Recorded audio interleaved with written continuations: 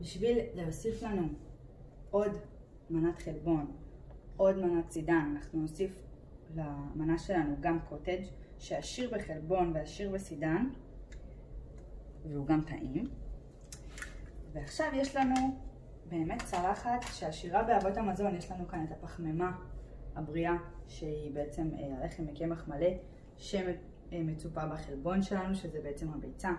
יש לנו עוד מנת חלבון ומנת סידן, שזה הקוטג'. יש לנו ירקות שמכילים לנו ויטמינים, עגבנייה ומלפפון שהם בריאים מאוד ביחד. ועכשיו אני הולכת להכין לי ביס של השמחות. עכשיו תראו, אני לוקחת חתיכה מהלחם, כן, עם קצת קוטג' ונוסיף לעגבנייה